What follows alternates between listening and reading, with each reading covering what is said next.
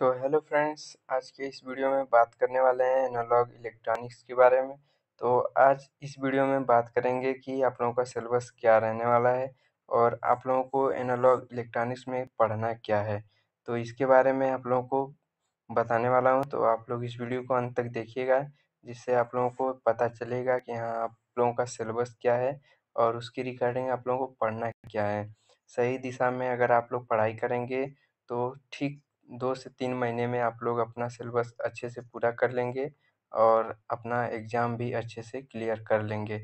तो वहीं पे देख सकते हैं कि इसमें आप लोगों को 5 चैप्टर पढ़ना है और प्रत्येक चैप्टर में कुछ टॉपिक्स हैं जो दिए गए हैं इस पीडीएफ में हैं। आप लोगों को उतना ही टॉपिक्स के बारे में अच्छे से पढ़ना है और वहीं से आप लोगों से क्वेश्चन पूछे जाते हैं।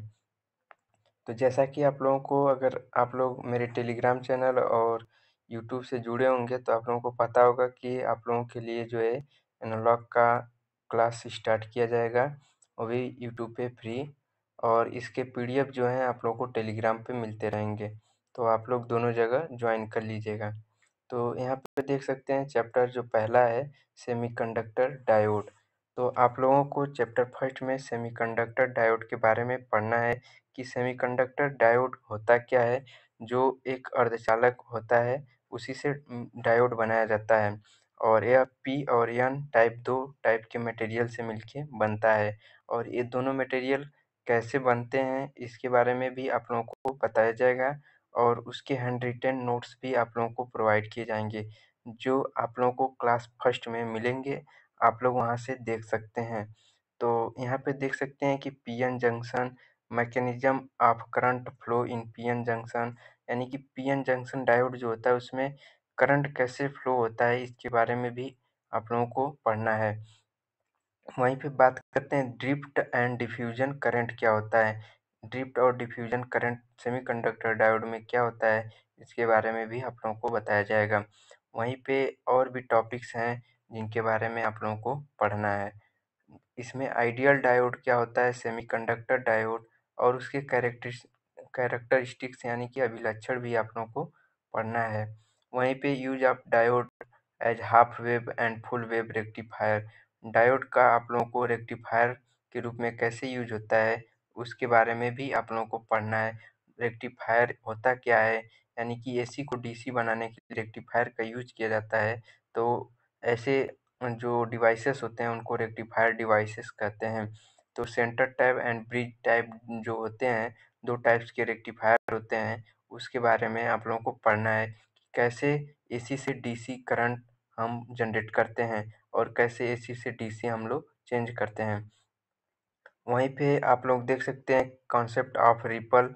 रिपल क्या होता है, फ़िल्टर क्या होता है, जिसमें शंट कैपेसिटर, सीरीज इंडक्टर, पाई और फ़िल्टर एंड देयर एप्लीकेशन, उसके बारे में भी आप लोगों को यहाँ पे पढ़ना है। आप लोग देख सकते हैं diode rating and specification. Diode की रेटिंग क्या होती है और उसकी स्पेसिफिकेशन क्या होती है, इन सब के बारे में आप लोगों को पढ़ना है।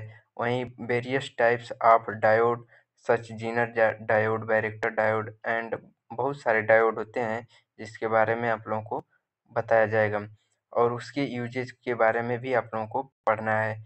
वहीं पे नेक्स्ट चैप्टर जो है आप लोगों को बाइपोलर ट्रांजिस्टर है, यानी कि उसको बीजेटी भी कहा जाता है, बाइपोलर जंक्शन ट्रांजिस्टर। तो इसमें आप लोगों को ये सिलेबस थोड़ा-सा छोटा है, लेकिन आप लोगों को डायग्राम के थ्रू पढ़ना पड़ेगा और काफ़ी इम्पोर्टेंट चैप्टर है, जिससे आप लोगों को ट्रांजिस्टर में सिंगल स्टेज और मल्टी स्टेज ट्रांजिस्टर में पढ़ने में काफ़ी हेल्प होगी, अगर आप लोग बाइपोलर ट्रांजिस्टर अच्छे से समझ जाते हैं। यहाँ पे आप लोगों को पढ़ना है कॉन्सेप्ट ऑफ जंक्शन ट्रांजिस्टर, जिसमें आप लोगों को 2 टाइप्स के ट्रांजिस्टर होते हैं, उन्हीं दोनों के बारे में पढ़ना है, पीएनपी ट्रांजिस्टर और एनपीएन ट्रांजिस्टर। और उसके सिंबल्स भी आप लोगों को बनाने आना चाहिए और उसमें करंट कैसे फ्लो होती है इसके बारे में भी जानकारी होनी चाहिए।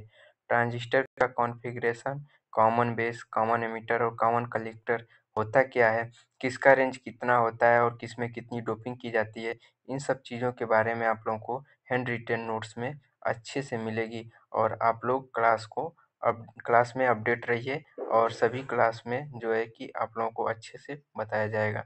वहीं पे चैप्टर 3 जो है वो ट्रांजिस्टर बायसिंग एंड स्टेबलाइजेशन है। ट्रांजिस्टर की बायसिंग क्यों की जाती है और उसका स्टेबलाइजेशन क्यों किया जाता है, इसके बारे में भी आप लोगों को बताया जाएगा। चूँकि आप लोग जानते हैं ट्रांजिस्टर एक ऐसी डिवाइस है जो स्विच की तरह भी कार्य करती है और इसमें 3 टर्मिनल होते हैं।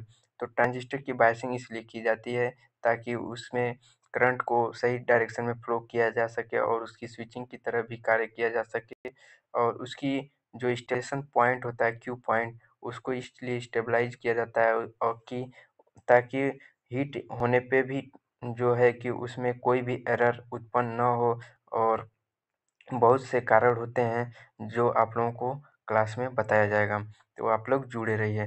डिफरेंट बायसिंग कर circuit limitation simple problems to calculate operating point.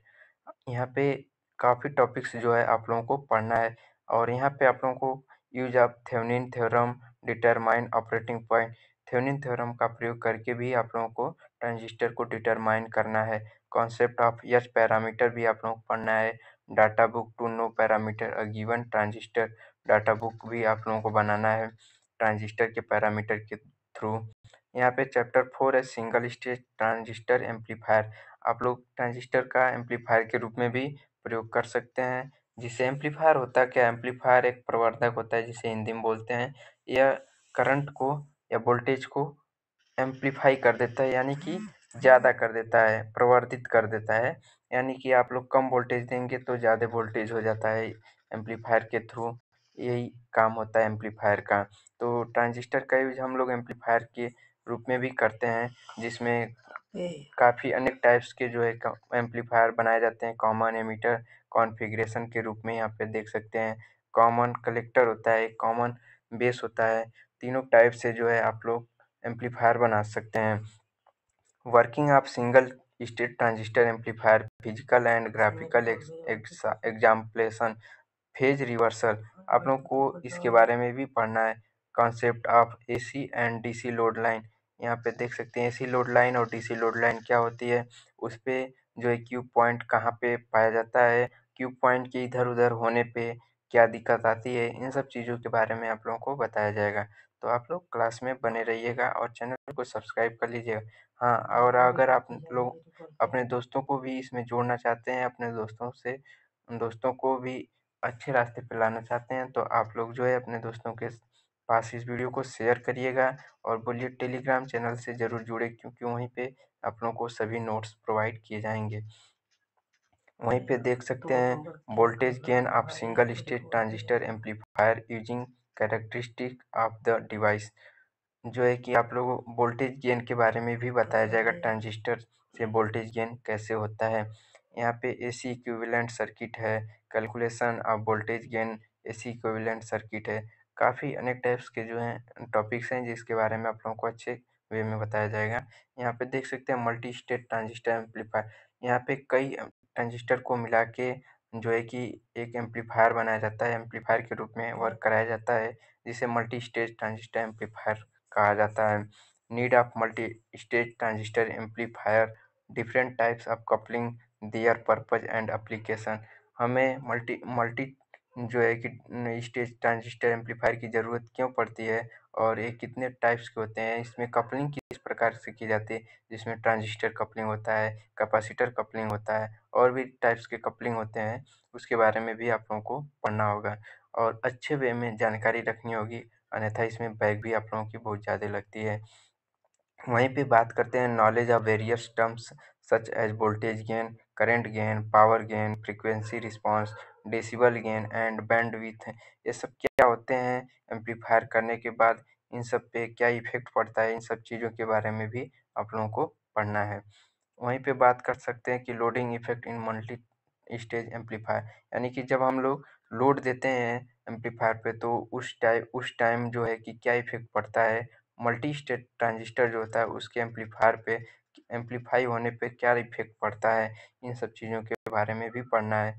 बात करते हैं चैप्टर 6 जो है, इसमें आप लोगों को फील्ड इफ़ेक्ट ट्रांजिस्टर जो है इसके बारे में पढ़ना है, जिसे फेट नॉर्मल भाषा में शॉर्टकट में फेट कहते हैं। फेट में आप लोगों को जेफेट पढ़ना है और बीजेटी, जेफेट, मॉसफेट सभी टाइप्स के जो है आप लोगों को फेट पढ़ना है, यानी फील्ड इफेक्ट ट्रांजिस्टर। इसमें आप लोगों को construction, operation and application, n channel JFET and p channel JFET के बारे में पढ़ना है। वहीं पे आप लोगों को बता दें JFET as an amplifier, JFET जो है एम्पलीफायर के रूप में कैसे वर्क करता है, इसके बारे में भी आप लोगों को पढ़ना है। तो मैं आप लोगों को कुछ टॉपिक्स स्किप करते हुए भी आप लोगों को जो है चैप्टर के बारे में अच्छे वे में समझाना चाहा।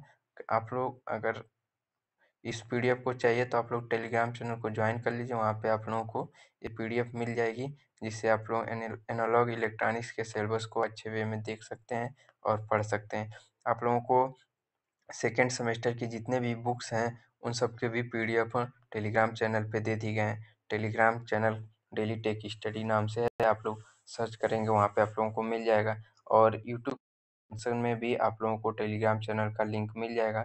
इस वीडियो के डिस्क्रिप्शन में भी आप लोगों को टेलीग्राम चैनल का लिंक मिल जाएगा, वहाँ से आप लोग जा सकते हैं और ज्वाइन करके आप लोग जो भी पीडीएफ है बुक या जो गोल्ड वोल्ड होती है उसका आप लोग डाउनलोड कर सकते हैं। तो चलिए मिलते हैं नेक्स्ट क्लास में।